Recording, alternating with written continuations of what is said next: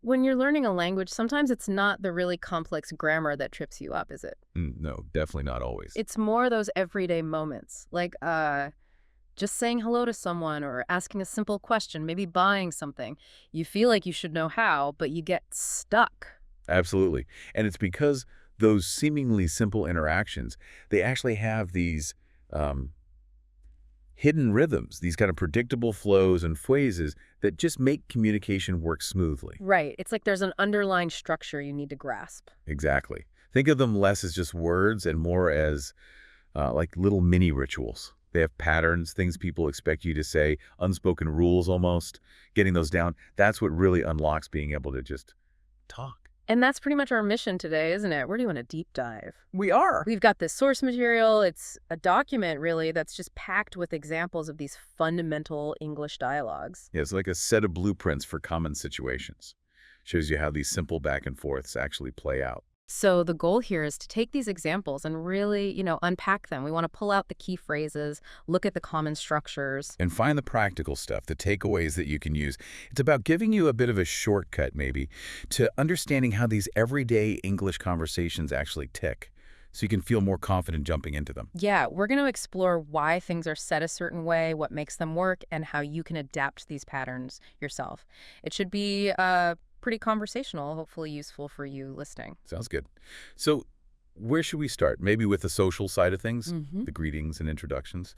Perfect. Let's jump right in there. The source actually calls this first part the social dance greetings, introductions, and catching up, which feels right. It really is the starting point, isn't it? Just making that initial contact. It absolutely is ground zero, like you said. Yeah. And the very first conversation in the source, greeting a friend, it shows this so clearly. Starts super simple. Yeah, just hi, Tom, or hello, Sarah. Nothing complicated there. It's just a signal. Exactly, a marker. You see them, you acknowledge them, you show you're open to chatting, sets a friendly tone straight away. And then immediately after, you get the classic, how are you? Ah, yes, the standard. And this is such a perfect example of what linguists sometimes call phatic communication. Right, phatic, meaning. Meaning, the main point isn't really to get a detailed report on their health or feelings, you know? Yeah, you're not expecting a doctor's note. Exactly. It's more like social glue. It's this ritual question that just shows you're acknowledging the person, opening the channel for a proper conversation. It's kind of the verbal handshake, isn't it? And the source gives those standard expected replies. I'm fine, thanks. Or I'm good. And they are almost automatic, aren't they? Unless you're maybe talking to a really close friend Yeah. and they know you've been going through something, you generally don't launch into a big story right then. No, you stick to the simple, usually positive response that keeps things moving. Precisely. It's part of that expected pattern. Now, once you've done that little politeness dance, the conversation in the source moves on. It goes to something a bit more, well, specific, but still very common for catching up. Asking about recent stuff, like the weekend. How was your weekend? Yep. And that's a great prompt, right? Because weekends are this shared block of time where people often do something or maybe nothing specific. In the dialogue, one person says, it was great, I went shopping. And the other one, they had a quiet weekend, stayed home, relaxed. And here's where you see why even these simple dialogues are so useful. They show how to provide conversational hooks. Hooks. Yeah, things the other person can grab onto. The shopper didn't just say, I went shopping. They added a detail. I bought a new jacket. Ah, okay, right. That's the hook. So the friend doesn't just nod, they ask. They grab it. Nice. What color is it? See? It's not random. It's active listening, finding that detail to build on. And the answer is specific too. It's blue, my favorite color. And the reply, blue is a good color. It's simple, but it keeps it going. It's an affirmation. Shows engagement. Exactly. And the other person, the one with the quiet weekend, they also give details. Yeah. Watch TV and read a book, not just relaxed. Which naturally gives the first person something to ask about, too. What book did you read? Again, it's that turn-taking based on the information given. Right. And the answer, a mystery story, provides yet another hook. And the friend uses that to find common ground. I like mysteries, too. Bingo. That simple statement, we have similar taste. And the agreement, yes, we do. That's huge for building rapport. It shifts the conversation from just facts like, I bought a jacket, to finding an actual connection. It's really interesting how much social work is happening under the surface of these, like, really basic exchanges. Isn't it? You've got the greeting, the politeness ritual, sharing a small detail, following up on it, finding that common ground. It's all packed in there. Hmm. And then this first dialogue wraps up by sort of transitioning. They've caught up briefly, so one person checks, Yeah. "Are you busy now?" Which is a polite way to preface asking for something, right? Before just suggesting plans. Exactly. And then the direct proposal, "Want to get coffee?" followed by the positive response, "Yes, I'd love to," shows enthusiasm. And they quickly agree on a place. That cafe. Plan made. Done. So that whole first dialogue, short as it is, it gives you a complete template for a quick social catch-up. And for you, listening, just practicing these little exchanges, noticing that pattern, question, answer, follow-up, it really builds confidence. Yeah, because you see the structure. You know the expected moves. And then you can just slot in your own details, what you did on the weekend, or the color of your jacket, or whatever. Precisely. It makes it much less intimidating. Okay, so that's greeting a friend you already know. What about meeting someone completely new? The source calls the next one introducing yourself. This has got to be fundamental. Absolutely. And the example stood very, very directly. Yeah. Hello, my name is Maria. Hi, I'm David. Just straight out with it. Clear statements. That's initiating the self-introduction. And the immediate, essential, polite response you need is... Nice to meet you. Gotta have that one ready. And the equally essential reply to that. Nice to meet you, too. You need both halves. It confirms, like, okay, we've successfully initiated contact. Exactly. Positive start confirmed. From there, the dialogue in the source shows a very typical flow, gathering that basic background info, the getting to know you stuff. Like, where are you from? That's pretty universal when you meet someone new, especially maybe if you're in an international setting or a diverse city. Definitely. And the answers give nationality or country. I'm from Spain. I'm from Canada. Basic context. Then it narrows down a bit. From origin to, like, their current situation. Do you live here now? Right. Transitioning. And this leads to details about how long they've been there or when they arrived. I moved here last month, or I've been here for 1 year. And notice the grammar there, even in this simple chat. Moved, past simple, finished action. Have been here, present perfect, duration up to now. The grammar's doing a job. It is. Then there's a check on, sort of, their feeling about the place. Do you like it here? And a positive answer like, yes, I like it very much. Sharing a little personal evaluation. Makes sense. Next common stop. Work or study. What do you do? That's the standard way to ask about someone's job, right? Yep, concise and clear. Yeah. And the answers are direct labels. I'm a teacher. I work in a bank. And just like asking about the place, they check job satisfaction. Do you like your job? Right. And the replies give a little reason. Yes, it's interesting, or my job is fun too. It adds a bit more texture than just the job title. You're building a slightly richer picture of the person. The source dialogue even includes asking about age. How old are you? I'm 28. I'm 30. Yeah, it does. Now, that's one where context is really important. Good point. Asking someone's age can be a bit sensitive sometimes, depending on the culture or even the specific situation, yeah. Definitely. This dialogue shows it can be part of this quick info exchange if everyone's comfortable, but maybe don't lead with it when you meet someone for the very first time. Read the room a little. Yeah. Sound advice. Okay, what else? Hobbies come up next. Do you have any hobbies? Examples. Playing tennis, reading books. And this is another great chance to find that common ground we talked about earlier. Like the mystery books. Yeah. It lets the conversation potentially branch out into shared interests. Makes sense. And then the wrap-up is just as polite as the start. Phrases like, it was nice talking to you. Met with the expected you too. And maybe a forward-looking bit like, see you again, signals the end politely. So this whole introduction sequence, it's like a really efficient script for getting the basics down when you meet someone new. It really is. It shows a very common structured flow. You ask, they answer, maybe a quick reaction, then move to the next basic info point. It's logical, it's clear, and it's definitely a template you can adapt. Okay, so we've covered meeting someone face-to-face. What about talking about people who aren't there? Like getting info about someone you might meet later. The next conversation is talking about someone else. Right, a very common social thing to do, discussing mutual friends or acquaintances. And it starts by establishing that shared link. You know John, you got to check that first. Makes sense. And if the answer is yes, like in the dialogue, yes, I know him, the natural follow-up is asking for a general vibe, right? What is he like? Exactly. And notice, that's asking about personality or character, not looks. The answer here is a simple, positive judgment. He is very nice.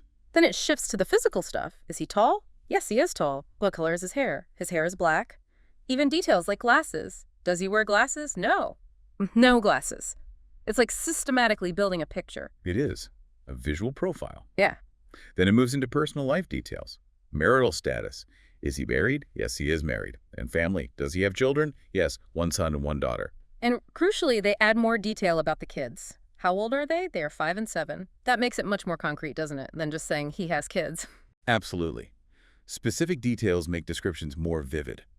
Then it loops back to occupation, just like in the introduction chat. What does John do? He's a teacher. And where he works? Where does he work? At the high school. See, these basic questions, job, location, they keep popping up. You do.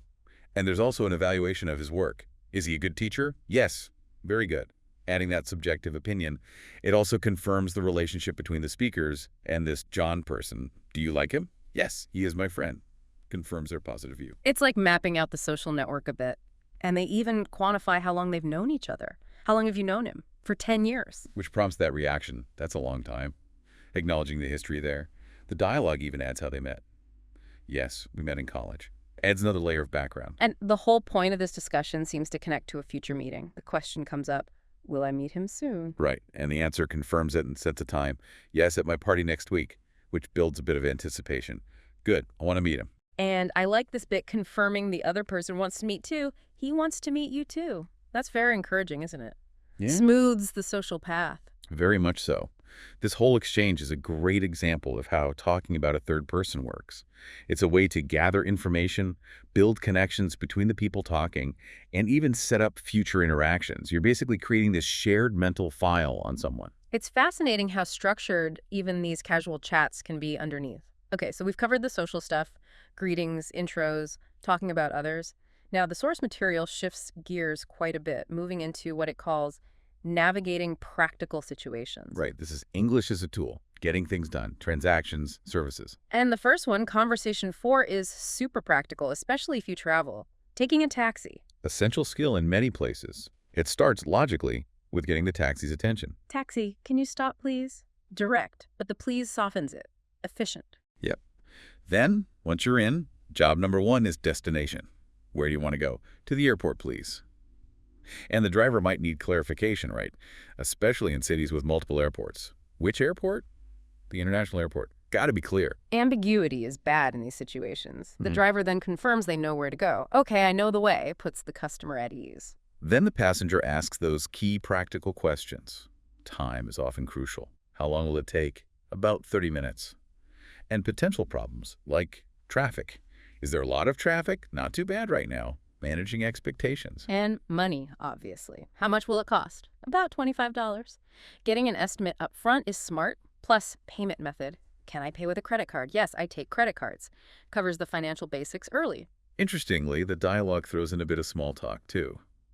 It shows that even in these functional exchanges, a little human connection can happen. Is this your car? Yeah, it's my taxi. Followed by a compliment. It's very clean, acknowledging the driver's effort. And the driver responds positively, giving a little detail. Thank you. I clean it every day. The chat continues briefly about work hours. Do you work long hours? Yeah. Yes, I start at 6 a.m. The customer reacts. That's early, showing they're listening. And the driver adds that bit about liking their job. It just makes the ride a bit more pleasant, perhaps. It can, yeah. Then, as they get close, confirmation. We're almost there, right? Yes, just 5 more minutes. Setting expectations for arrival. And thanking for the service. Thank you for the ride. Standard politeness. You're welcome. The transaction itself at the end. Driver states the exact fare. That's $23.50. Customer pays. Here's $25. And that common phrase for tipping, keep the change. Right. Not universal, but very common in some places. And final pleasantries related to why the customer is likely at the airport. Have a good flight. Thank you. This conversation really lays out the whole process, doesn't it? From hailing to paying. Essential phrases for using a taxi. Very clear. Definitely. Okay, sticking with practical situations, next up is conversation 7. Buying clothes. Another classic retail scenario. Right. This usually starts with the staff offering help, yeah. Can I help you? Typically. And the customer states their need clearly. Yes, I need a new shirt. Direct request. Then the staff needs info to help. Size is key. What size do you wear? I wear medium. And maybe preference, like color. What color do you like? I like blue or green. Narrows it down. The staff then finds something based on that. We have this blue shirt, and often adds a little positive comment. It looks nice. Price comes next, crucial info. How much is it? It's $25. Trying clothes on is standard. Can I try it on? The staff says yes and gives directions. Yes, the fitting room is there. Simple instruction. Then comes the feedback after trying it. How does it fit? The customer gives their evaluation. It's too big. This is vital info for the staff. So the customer asks for an alternative. Do you have small? Staff confirms and provides it. Yes, here's a small blue shirt. They might add something encouraging, like take your time. Then the customer confirms the better fit.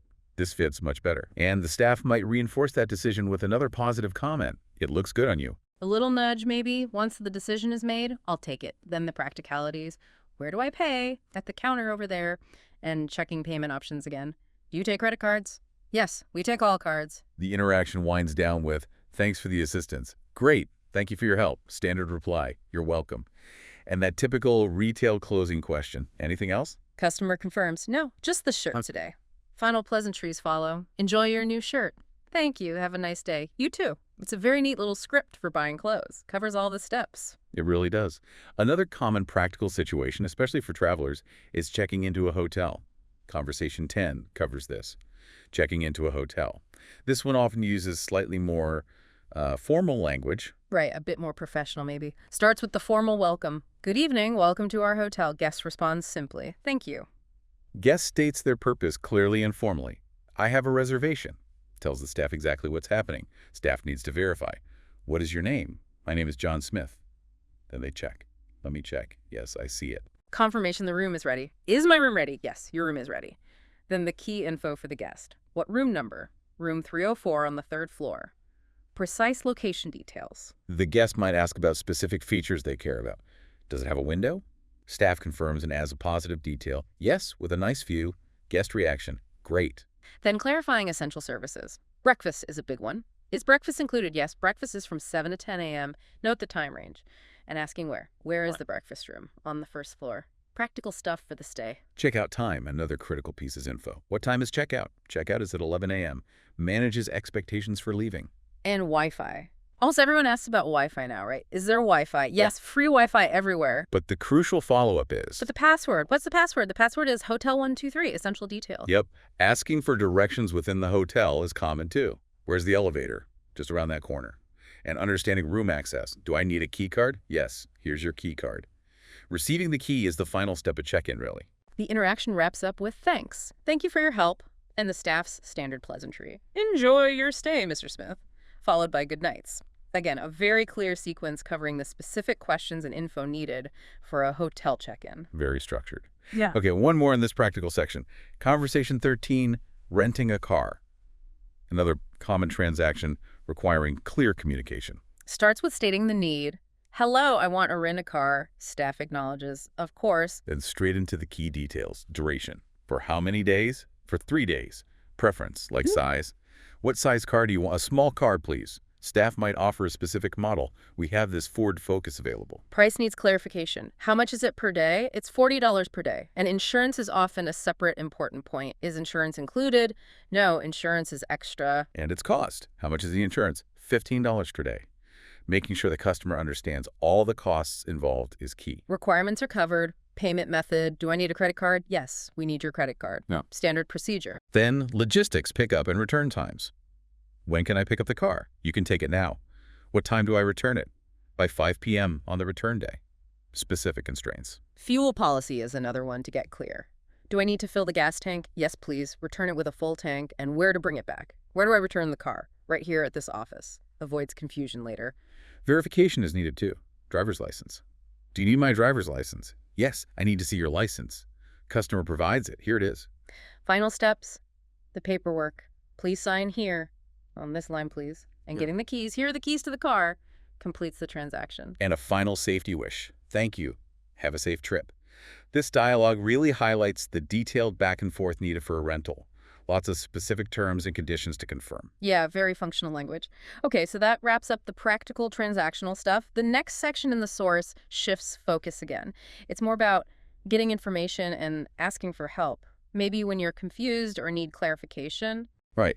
Incredibly useful, especially for language learners, but honestly, for anyone navigating unfamiliar situations or just complex instructions. Conversation 5 is making a phone call, but specifically for inviting someone.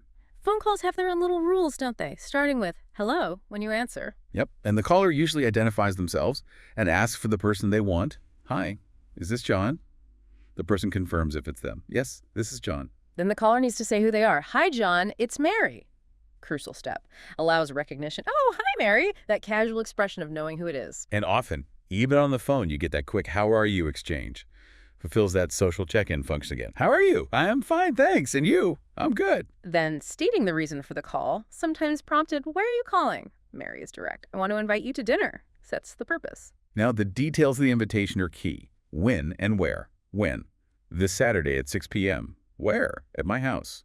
The recipient shows interest. That sounds nice, and checks if they can make it. Can you come? John accepts. Yes, I can come. Mary's happy. Great. They even coordinate a bit about the food, which adds a nice touch. Do you like pizza? I love pizza. And confirming the plan based on that. Perfect. I'll make pizza. See how that makes it more concrete? And John offers to contribute. Can I bring anything? Common polite gesture. Mary suggests something easy, maybe some drinks. John agrees specifically. Sure, I'll bring soda, Mary acknowledges. Thank you. Final logistics, check the address. Do you need my address? Yes, please. Mary gives it clearly. It's 123 Main Street, John confirms. Got it. And the call wraps up by confirming the arrangement and saying goodbye. See you Saturday, see you then, bye, goodbye. It's a really good template for making an invitation over the phone. Covers all the bases. Definitely. Now, a slightly different kind of information gathering comes up in Conversation 6. Asking for clarification. This happens all the time, right? You just don't catch something. Oh yeah, to everyone. Starts with getting attention politely. Excuse me. Then the direct request for repetition. Can you repeat that? The example given is directions. Yes, turn right at the corner. But maybe you were sure which way. So you ask for precision. Right or left, speaker clarifies. Right, not left? Listener confirms understanding. Thank you. Just a little micro loop to fix the confusion. Asking about distance is common too. How far is it? About 2 blocks. Repeating the info can help confirm. 2 blocks, that's not far, speaker confirms. Yes, it's very close. Repeating shows you're processing it. Names are easy to miss here. What's the name again? Central Park Restaurant.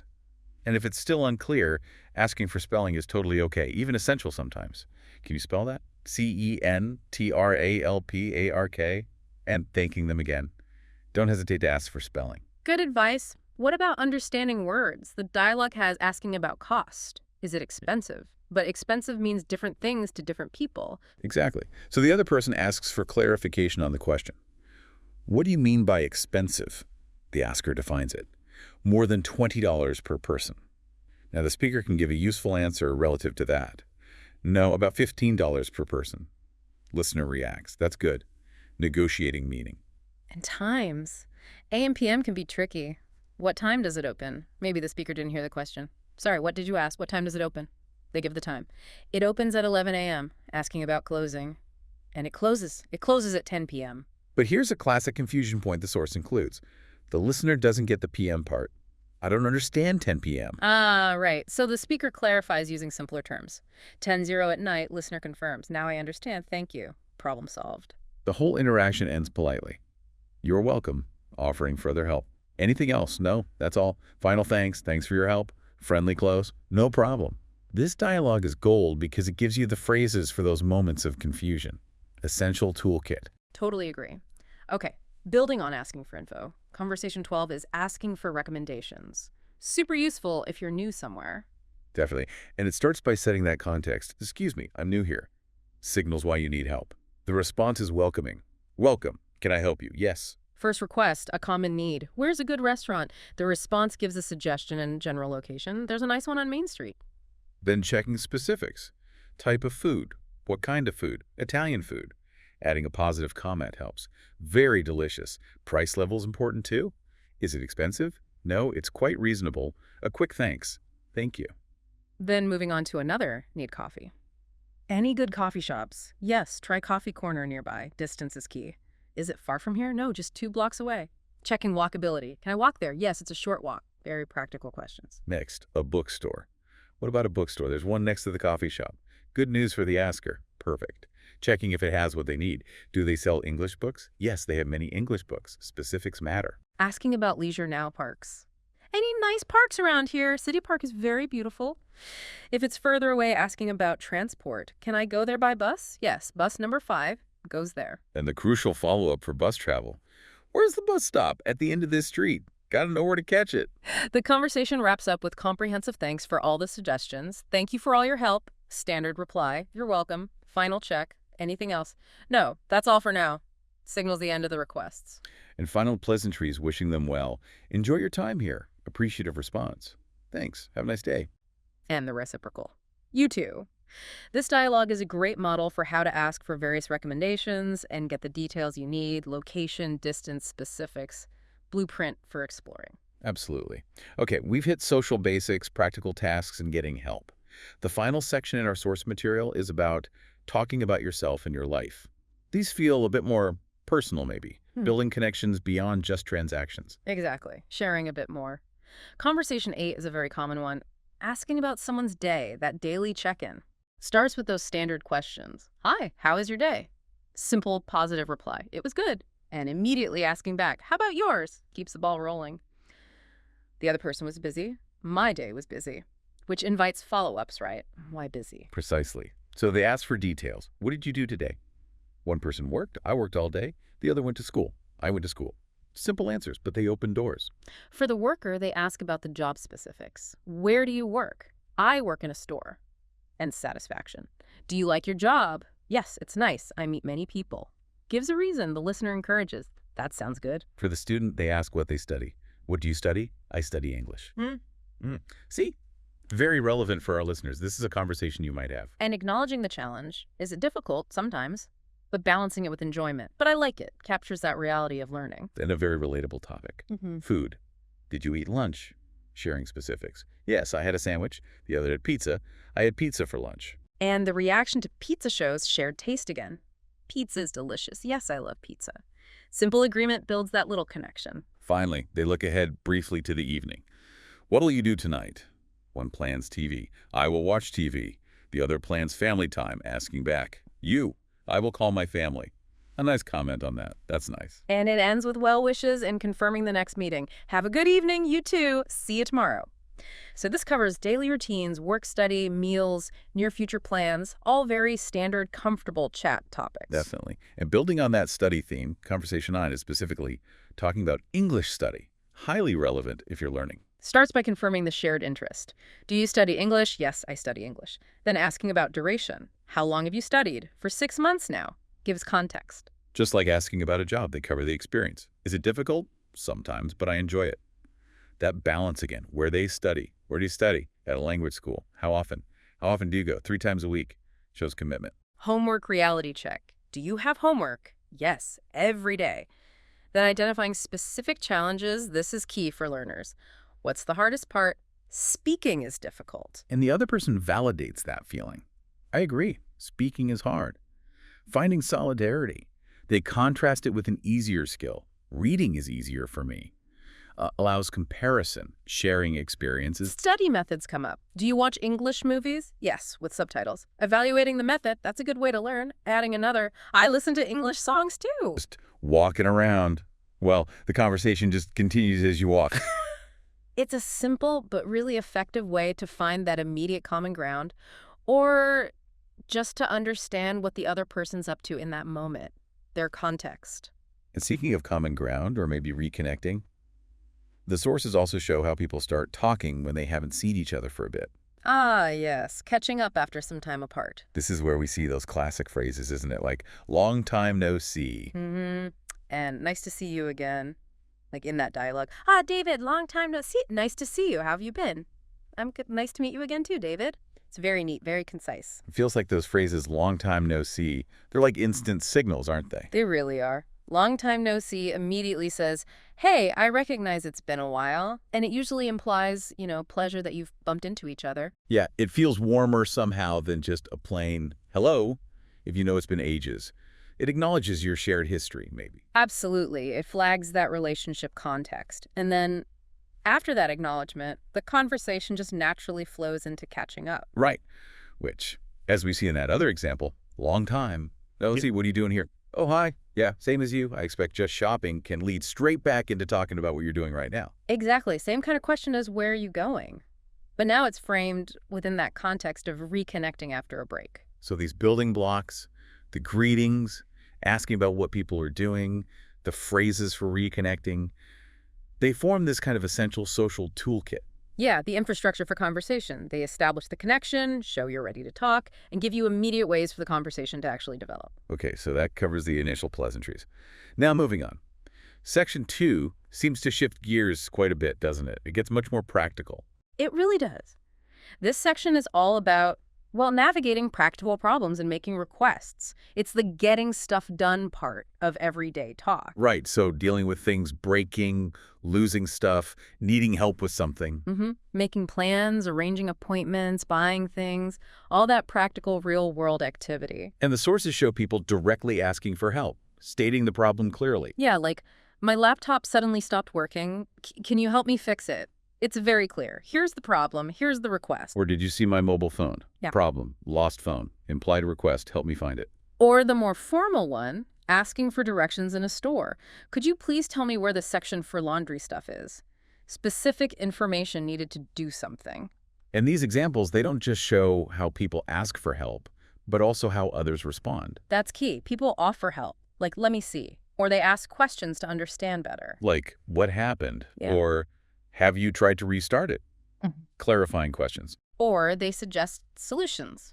Try your coat pockets. Maybe you put it in your pocket, offering potential answers. And one thing that really stands out here is the use of politeness markers. Oh, definitely. Words like please, thank you, sorry, they pop up quite a lot. Why is that so important here, do you think? Well, when you're asking someone for help, you're essentially asking for their time or effort, right? You're kind of imposing on them, even in a small way. Okay. So using please or thank you, it's not just being nice for the sake of it. It signals respect for their willingness to help. It makes the request sound less like a demand. Right, makes it more cooperative. Yeah. Less friction. Exactly. Yeah. It really smooths that social interaction when you're asking for something. And the sources give us some really detailed examples of this problem-solving language. Like the laptop one. Yeah. The first response is that classic troubleshooting step. Have you tried to restart it? Almost everyone asks that first for tech problems, don't they? It shows a common, almost scripted way of approaching those issues, even just casually. And the lost phone one is great too. It shows how conversation is used to systematically retrace your steps. Yeah, the questions, did you forget it at work? And what did you do after that? Really prompt the person to think back through their actions. And the suggestion, how about in your clothes? Maybe you put it in your pocket, offers a really specific common place to check. And then you see the dialogue directly leading to the solution. Ah, yes, it must be in my trousers pocket. Brilliant, go and check. Problem solved through talking it through. But the lost car keys example, that one really captures the emotion, doesn't it? The stress of these everyday problems. Oh, yeah. You hear the panic and frustration. I can't find my car keys. Someone's getting cross, being told to stop panicking, saying this is terrible. It really shows the human side. But it also shows people working together through conversation. Asking, do you have a spare set? That's looking for alternatives. Right. And suggesting you look in the bedroom and I'll check the kitchen. That's clear coordination, dividing up the task using words. And then the relief at the end. I found them. Oh, what a relief. Especially when the answer was simple all along. You'd left them in the car. That whole sequence shows the emotional roller coaster, but also the collaborative effort, all managed through dialogue. So these examples really highlight conversation as a practical tool. Not just for saying there's a problem, but for actually working through it together, finding solutions, offering support, often a mix of practical steps and, well, emotional responses. And another big area where conversation is a practical tool is in making plans and appointments.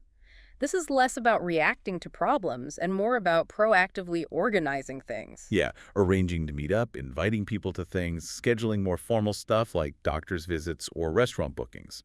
The language for invitations seems pretty direct in the examples, Yeah. like the party one. Are you free this Saturday night? Would you like to come to my party this weekend? And then all the follow-up questions are about getting the details straight, aren't they? Exactly. Where will you hold the party? What time should I come? Is there a dress code?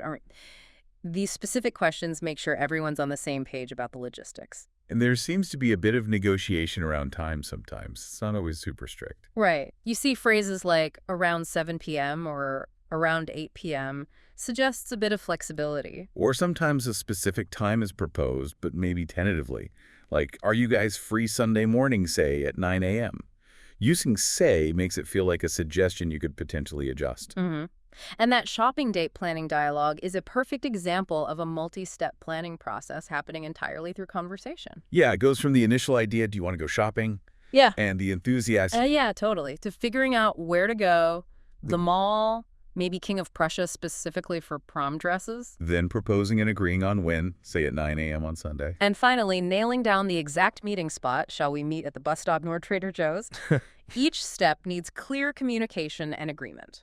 The more formal appointments, though, like the restaurant booking or the doctor's visit, they use slightly different language, don't they? They do. It's a bit more procedural. The focus shifts to things like confirming your identity. Could I have your name, please? I'm Michael Boston. Checking availability within a system, like the doctor's schedule. Mm. Is Dick or Mike available today? His schedule is full today. How about tomorrow? Stating the exact reason for the appointment. What is your problem? I need to note it down. I have sleep difficulty and I want to have a blood test. And following specific instructions. Please wait a minute. I need to note it down. So that contrast shows how the same basic goal, getting something scheduled, uses different language depending on how formal the situation is. These dialogues really demonstrate very clearly how specific questions and statements are the tools we use to coordinate activities, manage schedules, handle logistics, both in our social lives and in more formal settings. Which leads us neatly into another very practical area, shopping and transactions. Core everyday stuff. Yeah, the sources have some clear, functional examples of buying and selling things in shops. The basic actions are captured very directly, aren't they? Asking for what you want. What do you need? I need a dozen eggs and a loaf of bread. Asking the price. How much is it? It's $6.35, please. And completing the transaction. Here you are. You can keep the change. It's very purpose-driven communication. Very direct. It seems focused on clearly stating your needs and getting the info you require.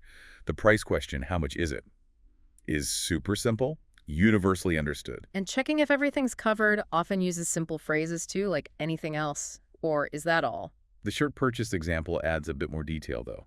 The customer explains what they're looking for. A white shirt for my husband. And the shop assistant asks questions to help narrow it down. Do you prefer a plain shirt or one with a pattern? Then, to get the right size, they ask for specific info. May I have his height and weight? He is 5.77 feet tall and 165 pounds heavy. Right. And based on that, the assistant makes a recommendation using descriptive language. Okay, then this one best material among all size will fit him great. And the customer's decision is just simple and direct. Great, I will take this one. And there's also that little example of someone asking a friend to buy things for them. Can you help me buy something? Sure, what do you need to buy? I need a pack of sugars, some chilies, and ginger. Again, very straightforward listing of items needed. So yeah, these examples really show that functional, direct, often quite transactional language that we use when we're buying things. It's all about identifying the item, maybe specifying details, finding the price, and making the exchange. Okay, let's shift gears again. Section 3 takes us into more personal territory, discussing feelings, health, personal situations. Right. This is where conversation moves beyond just the functional or the social rituals, isn't it? It starts touching on how someone is actually doing, their well-being, their emotions. And talking about health issues is a big part of this section in the sources. We see examples of people describing symptoms, others showing concern and suggesting what to do. The symptom descriptions are quite direct. I have a stomach ache. And the follow-up questions try to gauge severity. Does it hurt a lot? Yes, it does. Or probe for more details. Did you throw up? Yeah. And that the vocabulary is specific to common problems. Stomach ache, throw up, food poison, fever, vomit, pain, burning. People use the right words for what they're feeling. And showing concern is key here, too. Phrases like, are you feeling okay? Or just noticing something like, you look so pale, can open up that conversation about health. Shows empathy. And the advice given varies. A friend might offer gentle support, like maybe suggesting light food or just being there. But if it seems more serious, the suggestion becomes stronger. If it hurts too bad, tell me, I'll take you to the hospital. Then there's the example of the post-illness checkup with a doctor. The language is a bit more formal, as you'd expect in a clinic. But the pattern is similar. The doctor asks specific questions about symptoms. No fever, good. Do you still vomit? And the patient describes how they're feeling now. Not really, only sometimes, but it feels like it is still burning. The doctor gives some reassurance. It's okay, it will take some days. And discusses the next steps, like when the patient might go home. When can I go home, doctor? I'm afraid you still have to be here in a few days. So these examples show the practical language we use when health is the main topic, both in casual support between friends and in more structured chats with a doctor. And sometimes the conversations go even deeper emotionally, like that snippet about dealing with a breakup. Ah, yeah, that one's quite raw. It shows language used to express real sadness. It starts with noticing the physical signs. What happened, Laura? Your whole face is swollen, and the direct answer, I cried all night. That immediately prompts the what's wrong question. And the reason is stated plainly. I broke up with my boyfriend yesterday. The response is immediate sympathy. Oh, I'm so sorry for you, Laura. Then finding out the cause involves asking, but why? And the answer is painful. He cheated on me. And the friend's reaction is strong validation and support. Oh, girl, he doesn't deserve you. It's very clear language of solidarity. And the suggestion for coping is a common one, isn't it? Let's go out and enjoy some fresh air. You will feel better. Trying to shift the focus. Offer a distraction. That dialogue really shows how conversation is used to process difficult emotions, to seek and receive support, and to express empathy during a tough time. There's also the discussion about sleep difficulties, which happens in a doctor's appointment setting again. Yes, another example of using specific language to describe a personal, ongoing health issue to a professional. The patient explains the problem clearly. It's so difficult for me to fall asleep, and indicates it's chronic. It has been a few years. Then the doctor starts asking targeted questions to understand possible causes, focusing on lifestyle factors. Right, like asking about children. Do you have children? Yes, I have 2 kids. How old are they? And sleeping arrangements. Do you sleep with them? Yes, I sleep with one, and the smaller is sleep in the crib. These questions are designed to uncover habits or circumstances that might be affecting sleep. It shows how specific questions gather information for diagnosis or advice. And the doctor's advice is a direct behavioral suggestion based on that info. I suggest you should try to sleep in a separate room alone for at least 1 week. And the patient mentions having tried something similar before. Yes, I did try one day and still couldn't sleep, which is also part of the information gathering. It shows it's an ongoing process of trying things. So all these conversations in Section 3, they really show how we use language to talk about our internal states, physical health, emotional feelings, especially when we need understanding, support, or professional help. Okay, let's move into Section 4. This one focuses on social dynamics and relationships. So how people navigate friendships, conflicts, romance, all through conversation. Right. And there's a really detailed example here about a conflict between friends. Seems to be about a crush. Yeah, that's right. And it starts with a third person noticing something's off and bringing it up. How does that happen? The person asks, what's wrong with Selena and you? Why didn't you guys sit next to each other at lunch today? So an observation leads to asking about the conflict. And the response is pretty strong, isn't it? Shows they're really upset. Oh, yeah. Very direct, emphatic language. I'm done with her. We have nothing to talk to each other about. Sets a clear stance. And they explain their side of the story. Recounting their version of what happened and their interpretation. I had a crush on a boy. I told Selena about it. She was suddenly angry and told me to stay away from him. And the language shows suspicion about the friend's motives. I think she wants to steal him from me. Which led to an angry reaction. So I yelled at her and I told her that she knew nothing about me.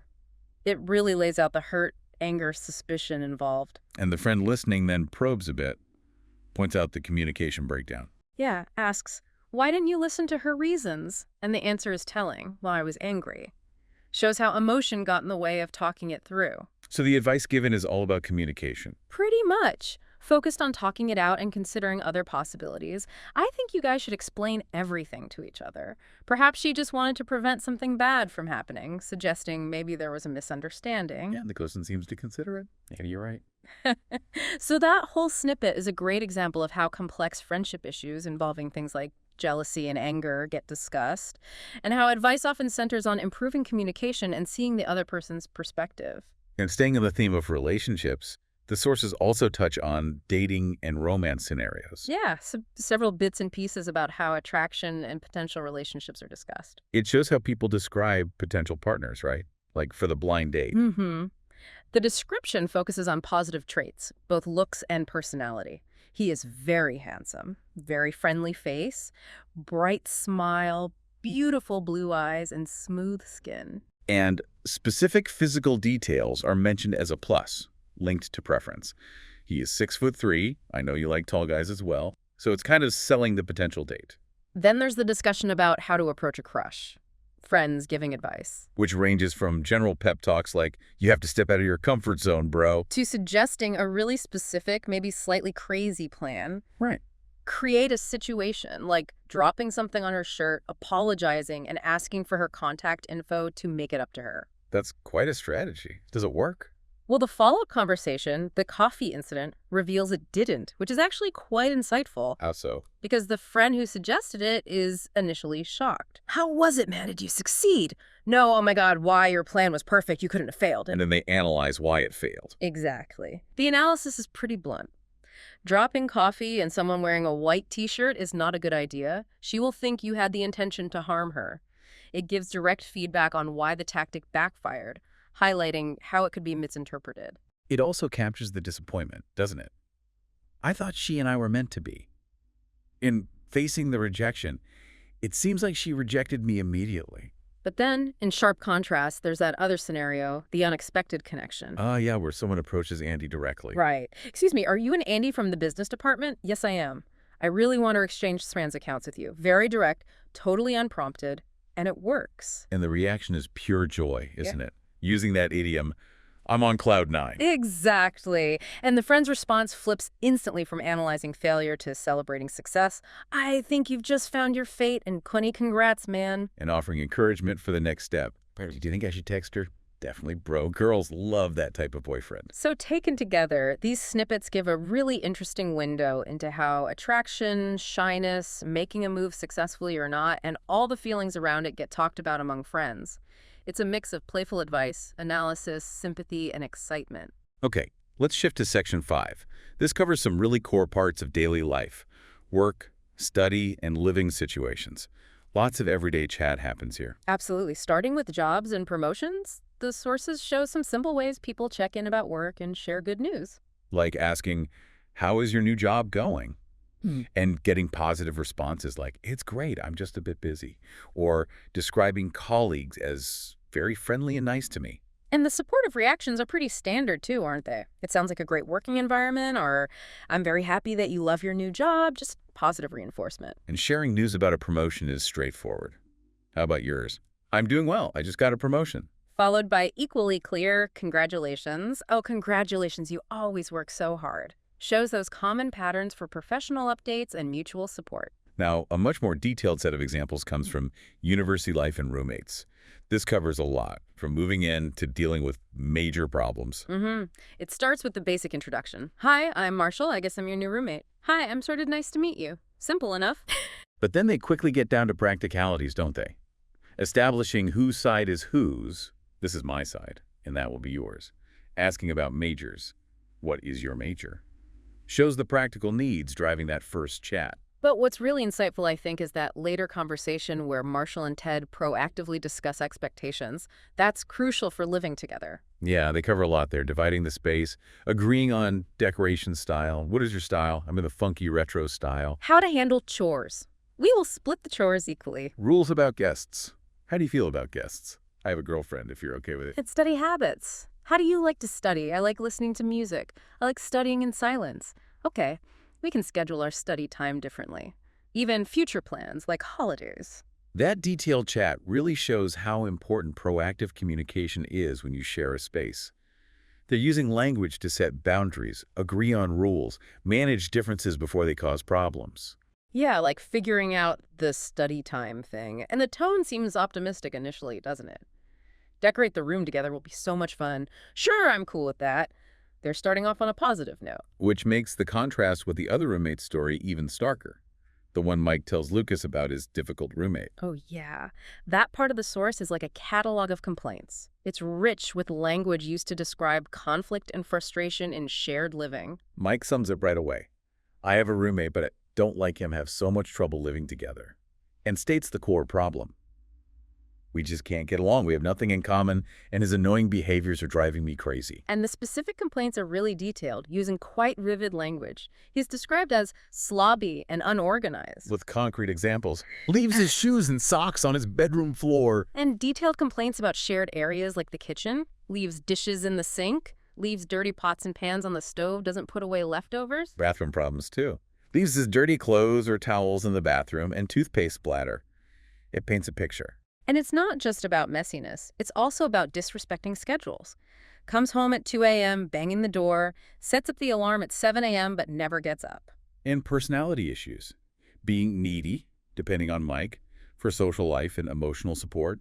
Being an attention seeker, even talking about me behind my back, sharing my personal information. That whole section provides a real inventory of phrases people use when complaining about a bad roommate. It shows exactly how specific, annoying behaviors are described and how they affect daily life and trust.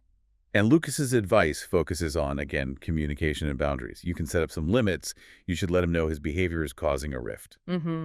They also reflect more generally on roommate problems, suggesting they often stem from miscommunications and that talking things out, maybe with a neutral friend, is the way to solve them. And then they offer advice to Lucas, who's thinking about college living, discussing the pros and cons of sharing versus living alone. Right. Highlighting potential benefits of sharing. Nice to have someone who can wake you. Versus the downsides, may not have the privacy. But the main takeaway is always about communication and compromise. Make rules and respect them. Both have to make some compromises. Behave politely.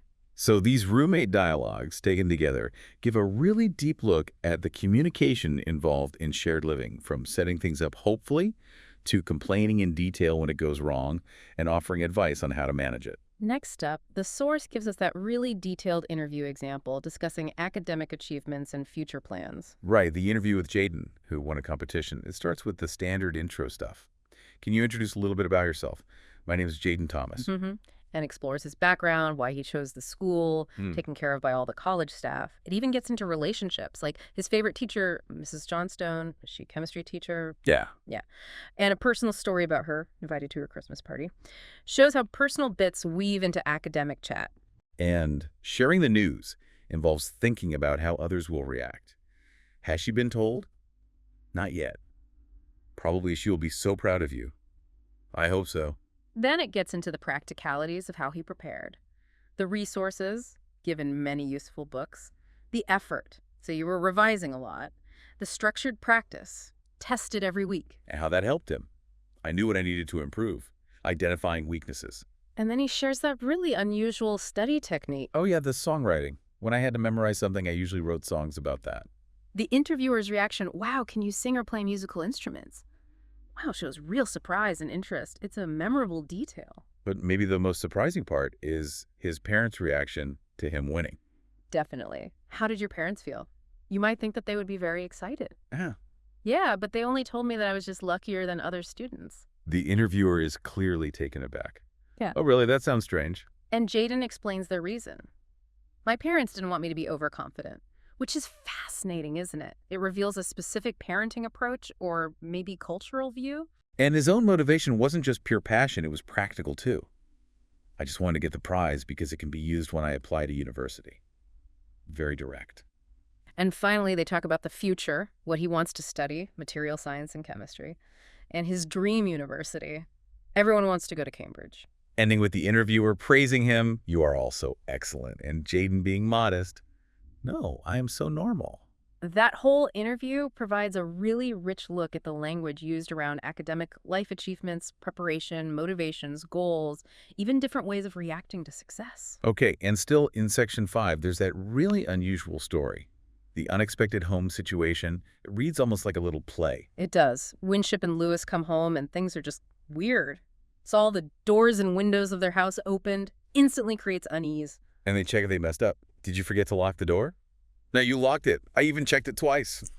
Confirming it's genuinely strange. Their first thought is obviously a break-in. They look for signs of theft. Did you see if anything disappeared? Not really. Has your computer been stolen? No. But then the clues get really confusing, don't they? Things that don't fit a robbery. Exactly. The flowers on the balcony were watered? Are you sure? No way the robber watered. And some chairs were moved? Just odd. And the kitchen is even weirder. All the dishes are clean, the chicken was baked and actually smells really good. Definitely not typical robber behavior. Their attempts to explain it fail. Did we hire any housekeepers today? I haven't been told anything. The mystery deepens. You can hear the fear building. I'm a bit scared now what exactly happened here too. The dialogue really builds that tension through all these strange details. The turning point comes when they spot something familiar. A clue. The suitcase. I saw a suitcase here. Whose is it? Is that the one our daughter received on her birthday last year? That shifts everything. And then the daughter appears, resolving the mystery. She explains why she's home early. Told by my tutor that I can go home early. Finished all the credits earlier. And why she didn't tell them. I wanted to surprise you guys. The big reveal. And the parents' reaction is that mix of relief and shock, isn't it? Why are you guys so surprised? We thought that there was a robber. Oh, dear, it's just me. Why didn't you tell us I was so scared? It's too much for me, dear. From fear to relief to a mild telling off. That whole dialogue is a fantastic mini-narrative. It uses conversation to build suspense, show confusion, investigate clues, and finally resolve a big misunderstanding caused by a surprise. Right, let's broaden out again. Section 6 takes us into exploring the world travel and holidays. Lots of examples here of people discussing travel plans, dreams, and past trips. It's like a really common topic. Yeah. People talk about summer holidays, visiting family overseas, planning group trips, even honeymoons. And the reasons for travel vary, too. Visiting grandparents in Canada, just relaxing on Miami Beach, seeing festivals in Spain, sightseeing in London, or celebrating a honeymoon in Paris or maybe Asia. And the list of places mentioned is huge. Canada, San Francisco, Miami, mountains, Spain, London, Thailand, Korea, Japan, Paris, Italy, Germany, France, Sweden, Australia, Atlantic City. It really shows how much travel is on people's minds. And the dialogues capture the feelings around travel, too, like envy. You're so lucky I will have to stay at home during summer. Or excitement about traveling together. I really want to travel with all of you. I agree, sure, I'm so excited about it. And just generally acknowledging that traveling is a very interesting activity. That group travel planning chat really shows the back and forth of deciding where to go. Someone suggests Miami. But someone else points out they've been there twice already, suggesting maybe somewhere new, like the mountains.